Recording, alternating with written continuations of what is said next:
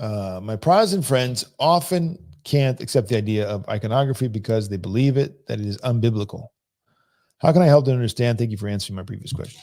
I'm not going to answer that in any good way here because we got a lot of questions and it's a whole lecture in itself.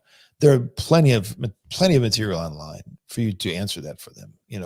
The Orthodox teaching on iconography, the Orthodox apology for that. Or there's little pamphlets from ancient faith ministries that talk about why we should venerate icons. But in a nutshell, there's two things wrong with your Protestant friends' perception. Number one, before we even get to the question of iconography, the idea that everything absolutely has to be spelled out in the Bible before it becomes blessed to do is just fundamentally wrong, because the Bible belongs to the church.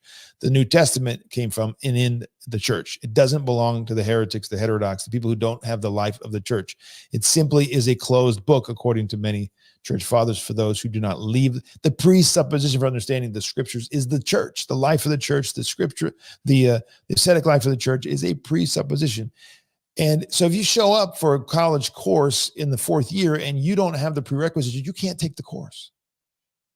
But they want the fifth grader to do college work because it's the Bible. No, the Bible has presuppositions, folks.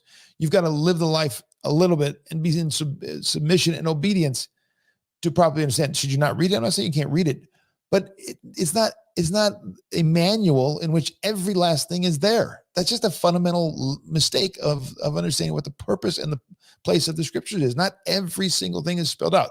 Now, are there plenty of things in scripture that points to the blessedness and the acceptance of icons? Of course there is. Of course there is. In the Old Testament, they had images around the Ark of the Covenant. They had images. The condemnation came for false images and idols. Not per se, every single image there should not be anything around decorative or images of angels and all the rest, which existed in the Old Testament. But then again, this is far more than I can answer in 5 minutes or 3 minutes. So go online, there's tons of material answering your Protestant friends about. There's church fathers. St. John Damascus wrote about this. St. Theodore the Student wrote about this. St. Germanos, Patriarch of Constantinople, wrote about this.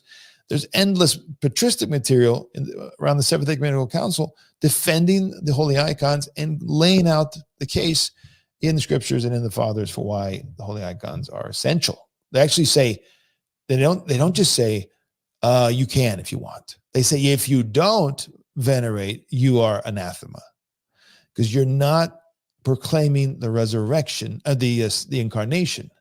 You're not proclaiming the incarnation by refusing to venerate. There's something wrong with you.